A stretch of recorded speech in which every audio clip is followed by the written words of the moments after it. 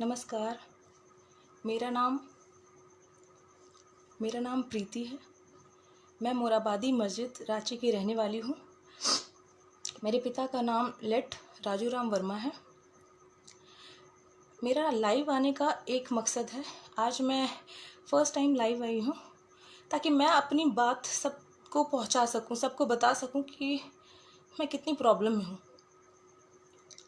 मैं 14 सितंबर को मैंने अपना कोरोना टेस्ट कराया था क्योंकि मुझे कुछ सिम्टम्स दिख रहे थे। मुझे स्मेल नहीं आ रहा था, मुझे टेस्ट भी नहीं आ रहा था किसी भी चीज़ का, मुझे थोड़ा सा ब्रीदिंग प्रॉब्लम हो रहा था। मैंने 4 तारीख को रिम्स से अपना टेस्ट कराया, जिसमें 6 तारीख को मेरा रिपोर्ट आया, जिसमें मैं पॉजिटिव आई हूँ। 6 तारीख को मैं पॉजिटिव आई हूँ। तब एक कॉल आता है मुझे, जिसमें मुझे इन्फॉर्म किया गया कि आप पॉजिटिव हैं। मुझे तो बहुत बुरा लगा क्योंकि जिस तरीके से कोरोना का मैं सुन रही थी, मैं बहुत डर गई। फिर मैं रिपोर्ट ली अपना। फिर मैंने वहीं पर रिम्स पे मैंने कहा कि मैं एडमिट होना चाहती हूँ, क्योंकि मेरे घर पे ऐसा है नहीं कि मैं होम आइसोलेशन में रह सकूँगी अच्छे से। तो वहाँ डॉक्टर्स ने मुझे बहुत फोर्सफुली कहा कि नहीं, आप यहाँ नहीं रह सकती हैं क्योंकि आप एसिम्प्टोमेटिक है, आप में कोई सिम्टम्स नहीं है। बट मुझे जहाँ तक लग रहा था कि उसको एसिम्प्टोमेटिक्स नहीं बोलेंगे, मे बी अगर टेस्ट नहीं है, स्मेल नहीं है और अगर आपको ब्रीदिंग प्रॉब्लम हो रही है तो ठीक है। फिर भी डॉक्टर्स ने मुझे फोर्सफुली कहा कि आपको होम आइसोलेशन में रहना होगा। मैंने कहा ओके ठीक है, मैं होम आइसोलेशन के लिए मैं रेडी हो गई। मैंने अपना एक रूम चुन लिया, जिस रूम में अभी मैं हूँ। मैं अपने इसी रूम में रह रही थी। मैं जो भी है सब वैसे ही, मैं किसी के भी संपर्क में नहीं आ रही हूँ। मुझे 7 तारीख को मुझे कॉल आता है। मुझे 7 तारीख से बहुत सारे कॉल आने स्टार्ट हो गए हैं, लाइक सीओ से, मुझे नगर निगम से और भी बहुत बरियातू थाना के एसआई से, सब ने मुझे कॉल किया और कहा कि आप होम आइसोलेशन में रहना चाहती हैं। मैंने बोला हाँ ठीक है, रह लूँगी। मैं एडमिट होना चाहिए, लेकिन मुझे नहीं एडमिट लिया। तब मुझे होम आइसोलेशन में दिया गया। वो आकर के मेरे घर के बाहर स्टिकर चिपका दिए। दूसरा दिन उन्होंने मुझे ये बोला कि ये फॉर्म आप भरिएगा, भरना है आपको, इसको फिल करना है। इसमें लिखा है, मैं आपको पढ़ के बताती हूँ। ये फॉर्म मुझसे फोर्सफुली फिल कराया गया है। इसमें लिखा गया है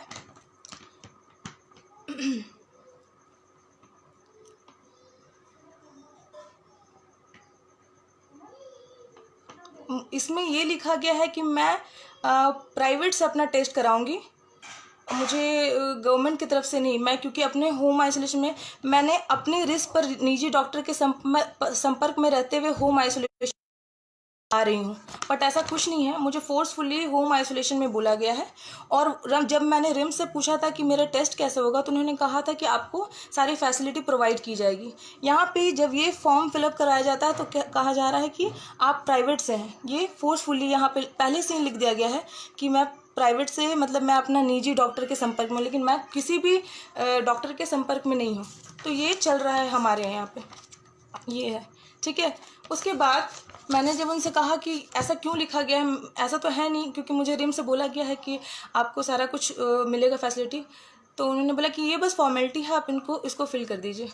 उसके बाद मेरा 11 तारीख को फिर से टेस्ट होना था। मैंने सीओ सर से बात किया, उन्होंने कहा कि नहीं आपका 14 को होगा। मैंने बोला ओके। आज 14 था। मैंने आज उनसे फिर कॉल किया तो उन्होंने कहा कि उन्होंने 7 तारीख को बैरिकेडिंग कर दिया मेरे घर पे। बोलते कि नहीं ऐसे ही रूल है, बट जहाँ तक मैंने सुना कि बैरिकेडिंग का कोई यहाँ पे रूल ही नहीं है, वो आप नहीं कर सकते। मेरे घर को पूरा बैरिकेड लगा करके पूरा छेक दिया गया है। मेरे मोहल्ले वाले, सबसे मेन जो प्रॉब्लम है, जो मैं लाइव आई हूँ उसके पीछे ये है कि मेरे मोहल्ले के कुछ लोग, जिसका नाम है बबलू, महादेव, छोटू लोहरा और राजा लोहरा, ये सारे उसी दिन से, जब से बैरिकेडिंग हुआ है, हमारे पीछे पड़ गए हैं, हमें मारने की कोशिश कर रहे हैं। मैं पूछना चाहती हूँ कि क्या कोरोना एक ऐसा बीमारी है जिस पे लोग मारे आपको? उनका कहना है कि मैं कहीं से बीमारी लेकर के आई हूँ और मुझे ज़िंदा रहने का कोई हक नहीं है, मेरी फैमिली को ज़िंदा रहने का कोई हक नहीं। अगर हम लोग अगर ज़िंदा रहें तो पूरे मोहल्ले में हो जाएगा, पूरे मोहल्ले में सारे बच्चों को हो जाएगा। तो ये उनका कहना है। मैं चीख चीख के, मैं आपको दिखाती हूँ, मैं चीख चीख के सबसे बोलते रही कि मुझे प्रोटेक्शन दिया जाए। जिस दिन बैरिकेडिंग किया गया, जिस दिन सील किया गया, उससे पहले बिल्कुल नहीं कहा गया कि आपका घर सील होगा, आपको जितनी भी ज़रूरत की चीज़ें हैं वो आप ले आइए। मेरी मम्मी एक हार्ट पेशेंट है, 6 महीना पहले उनको हार्ट अटैक आया है, उनके हार्ट में स्टेंट लगा है, उनको मेडिसिन चलती है।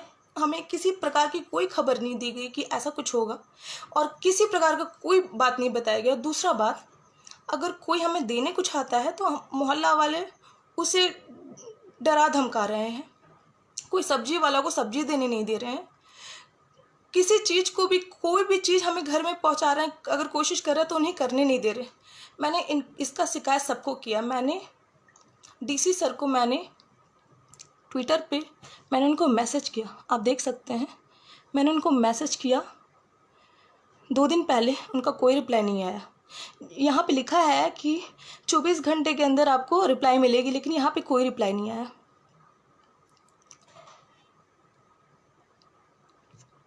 मैं आपको और दिखाती हूँ। मैंने सबसे कहा, मैंने यहाँ सीओ सर से भी कहा है कि बबलू नाम के आदमी, महादेव नाम के आदमी मुझे मेरे परिवार को मेंटली हरास कर रहा है, हमें मारने की धमकी दे रहा है। उन्होंने कोई एक्शन नहीं लिया। यहाँ पे आप देखिए, मैंने ये तक दिखाया कि मेरे फैमिली सारे नेगेटिव हो चुके हैं, लेकिन फिर भी हमें मेंटली हरास किया जा रहा है, हमें मारने की धमकी दे। देखिए, मैंने सीओ सर से सब कहा, मैंने उनको सब कहा, लेकिन कोई सुना नहीं।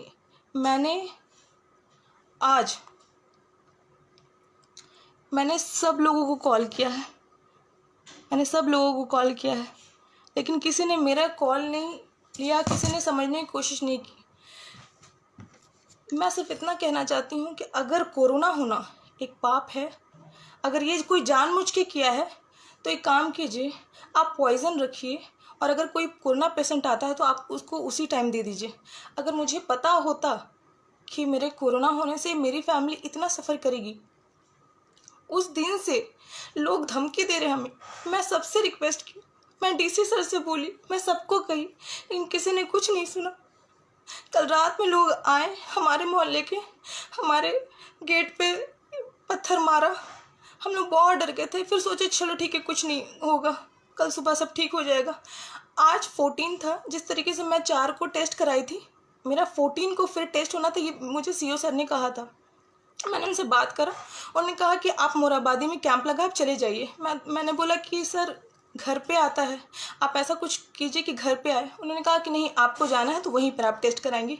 मैंने कहा सर मैं बैरिकेडिंग या तो आप हटवा दीजिए, तब मैं जा सकती हूँ। उन्होंने कहा कि नहीं, जब तक आपका नेगेटिव नहीं आएगा हम नहीं हटा सकते। उन्होंने कहा कि आप खोल के जाइए।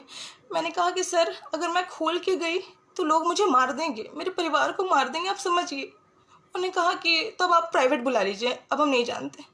मैंने उनसे बहुत बोला कि सर अगर आज आप टेस्ट करवा देंगे तो मेरा नेगेटिव आ जाएगा, तो आप बैरिकेडिंग हटा देंगे तो हम मेडिसिन ला पाएंगे, हम खाने की चीज़ें ला पाएंगे, सब्जी ला पाएंगे। बहुत गंदा हालत है। अगर मुझे पता होता कि कोरोना होने से हमारे झारखंड में, स्पेशली मैं आज सोच रही हूँ कि मैं दिल्ली जैसे जगह पे क्यों नहीं थी।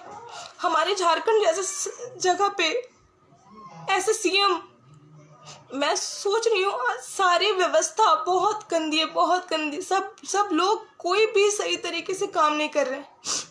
अगर आपको कोरोना होता है, मैं आप सब से रिक्वेस्ट करना चाहूँगी कि प्लीज़ आप टेस्ट ना कराएं, प्लीज़ टेस्ट ना कराएं। आप कोरोना से मर जाएं, लेकिन प्लीज़ जाके टेस्ट ना कराएं। बहुत बुरा हाल होता है। मोहल्ले वाले सब लोग आप पे बहुत बातें करते हैं, बहुत गंदा बोलते हैं, और अगर किसी लड़की को ये हो जाए तो उसे बहुत गंदा गंदा बोला जाता है, बहुत कुछ बोला जाता है, और कोई आपकी मदद नहीं करता है, कोई भी नहीं। मैंने आपको सब दिखा दिया, मैंने डीसी सर को कहा, किसी ने मेरा कोई मदद नहीं किया। आज ही शाम सारे मोहल्ले इकट्ठा होकर कम से कम 2000 से 2500 लोग, सब लोग हमें मारने के लिए आए। जिस बीच बचाव में मेरी बहन को थोड़ा चोट आया, मेरे भाई को चोट आया, मेरी माँ हार्ट पेशेंट है। मैं इतने दिन से कह रही थी कि सर प्लीज़ हमें प्रोटेक्शन दीजिए, एक बार कोई आकर के कह दीजिए कि कोरोना कोई ऐसा बीमारी नहीं है जो सबको हो जाए, लेकिन कोई नहीं माना। आज जब इतना हल्ला हंगामा हुआ, बहुत हुआ, सब मारने आगे कहते हैं कि इन लोगों को मार दो, अगर नहीं इन लोग बच जाएगा तो हम सबको हो जाएगा। मैंने पहले से ही कहा था सबको कि मत कि सर कुछ ना कुछ प्रोटेक्शन दीजिए, लेकिन किसी ने कोई बात नहीं सुनी। इस वजह से आज हमारे मोहल्ले में लोगों को इतनी हिम्मत बढ़ गई कि वो हमें हमारे घर तक मारने आए, और हमारे मोहल्ले से किसी ने हमारा मदद नहीं किया, क्योंकि मेरे घर में मेरे पापा जी हैं नहीं, उनके 2015 में ही वो डेथ कर गए। मेरा कोई बड़ा भाई नहीं है, एक छोटा भाई है, मैं हूँ, मेरी मम्मी है, एक मेरी बहन है, और उसका एक छोटा सा बच्चा है 9 महीने का। सिर्फ कहा जा सकता है कि सिर्फ हम लेडीज़ ही हैं घर पे। ये देख करके मोहल्ले वालों को और हिम्मत मिल गई, और किसी का कोई हेल्प नहीं होने की वजह से इतनी हिम्मत मिल गई कि वो हमारे घर पास आके हमारे घर में आकर के हमें मारने की कोशिश की। तब मैंने बरियातू थाना में कॉल किया और उनको मैंने बताया। बट आपको तो पता ही है कि पुलिस कब पहुंचती है, जब सब हो जाता है, जब सब चीज़ हो जाता है तब। पुलिस आई, बहुत देर में आई। उसके बाद हमें ज़बरदस्ती बोला कि आप लोग जाइए अंदर, आप लोग को यहाँ बाहर रहने की ज़रूरत नहीं है। उसके बाद उन लोगों को ऐसे ही बोल करके सिर्फ झूठ का नाम लिख करके उनको ऐसे ही करके चले गए। उनके जाने के बाद आप खुद सोचिए, उनके जाने के बाद फिर उन लोगों को इतना हिम्मत हुआ कि वो लोग कहते हैं कि बचेगी कैसे ये लोग को बचने देंगे तब तो, अगर ये लोग बच गए तो हमें बीमारी होना है, ये लोग मर जाएगी तब बीमारी नहीं होगी। मैं आप सबसे विनती करती हूँ, मेरी ये बात मीडिया तक जाए, मेरी ये बात सीएम तक जाए, और सीएम देखे कि उनके जगह पे कैसा काम चल रहा है, उनके राज्य में किस तरीके का हो रहा है, एक कोरोना पेशेंट के साथ किस तरीके का व्यवहार हो रहा है। उन्हें किसी तरीके का हेल्प नहीं दिया जा रहा है, कुछ भी नहीं। सिर्फ जो बोला जा रहा है वो अलग है और जो हो रहा है वो अलग है। हम बहुत सफ़र कर रहे हैं, हम और मेरी फैमिली बहुत सफ़र कर रही है। मुझे आज बहुत दुख हो रहा है कि मेरी वजह से मेरे परिवार इस हालत में है। मैं सबसे सिर्फ इतना रिक्वेस्ट करती हूँ, आज मेरा नहीं हो पाया टेस्ट, सर ने कहते कहते आज मेरा टेस्ट नहीं करवाया। मैं कल जा रही हूँ, मैं रिम्स में अपना खुद टेस्ट करवाऊँगी, मैं खोल के खुद जाऊँगी। अगर मुझे कल कुछ होता है, मोहल्ले वाले अगर कुछ करते हैं, मैं सबका नाम दे रही हूँ, बबलू अंसारी, महादेव लोहरा, राजा लोहरा और छोटू लोहरा। अगर मुझे कुछ होता है तो उन सब का जिम्मेवार ये लोग होंगे, और इन सब का जिम्मेवार हमारा सरकार भी होगा, डीसी सर भी होंगे, सब लोग होगा। क्योंकि मैंने सबको बोलने की कोशिश किया, मैंने सबको अपना दुख बताने की कोशिश किया, लेकिन कोई नहीं सुना। तब जा कर के आज मैं लाइव आई हूँ। अगर कल मुझे कुछ होता है, क्योंकि अब मैं खुद जाऊँगी रिम्स, वहाँ पे मैं टेस्ट कराऊँगी, क्योंकि मैं समझ गई कि घर पे नहीं कुछ होगा, घर पे सुविधा नहीं मिलेगी, और जब तक मेरा टेस्ट नहीं नेगेटिव होगा तब तक मेरा परिवार इस तरीके से ही बंद रहेगा, ऐसे ही अंदर बंद रहेगा। मैं ये नहीं बर्दाश्त कर सकती, मैं मोहल्ले वाले का ये ताना नहीं बर्दाश्त कर सकती, ये मार बर्दाश्त नहीं कर सकती, ये पत्थर ईंटा नहीं बर्दाश्त कर सकती। मैं हार गई। मैं पेशेंट हूँ, मैं पॉजिटिव हूँ, और मैं इतना कुछ देख रही हूँ। आज मैं बहुत दुख में हूँ। मैं सोच रही हूँ कि मैं झारखंड में हूँ क्यों, मैं दिल्ली में होती। दिल्ली में जितनी सुविधा मिल रही है, और जो कोई होम आइसोलेशन में उनको कितनी सुविधा मिल रही है, हमें कुछ नहीं मिल रहा है। शिबू सोरेन जी को हुआ, उनको कितनी सारी व्यवस्था मिली। मतलब क्या है कि कोरोना अगर किसी पैसे वाले को हो तो वो ठीक हो सकता है, उन्हें सब सुविधा मिलेगी, उन्हें हॉस्पिटल मिलेगा, उनको बेड मिलेगा। और अगर हम जैसे लोग को हुआ तो ये कह दिया जाएगा कि हॉस्पिटल में कोई बेड ही नहीं है, आप एसिम्प्टोमेटिक है, आप घर पे रहिए। हमें फोर्सफुली घर पे रखा जाएगा और इस तरीके से हमें किया जाएगा। सरकार सिर्फ कोरोना पॉजिटिव जो है अगर होम आइसोलेशन में है तो उनका घर सिर्फ सील करने जान रही है, और किसी तरीके की सुविधा कोई भी चीज़ आपको नहीं प्रोवाइड करेगी। मैं सब भाई बहनों से मैं ये रिक्वेस्ट करूँगी, माता बहनों सबसे केवल इतना ही रिक्वेस्ट करना चाहती हूँ कि अगर आपको सिम्टम दिखता है आप प्लीज़ टेस्ट ना कराएं। अगर ये बोलना एक क्राइम है तो मुझे जो सज़ा देना आप दीजिए, लेकिन मैं सबसे सिर्फ इतने ही रिक्वेस्ट करूँगी कि अगर आपको लग रहा है, सिम्टम दिख रहा है, आप प्लीज़ टेस्ट ना करवाएं। और अगर हमारे झारखंड में रह करके तो बिल्कुल भी ना करवाएं। आपकी ज़िंदगी बहुत बुरी हो जाएगी, बहुत बुरी हो जाएगी। मेरी बात सीएम तक पहुंचना चाहिए, उनको जानना चाहिए कि क्या हो रहा है। धन्यवाद।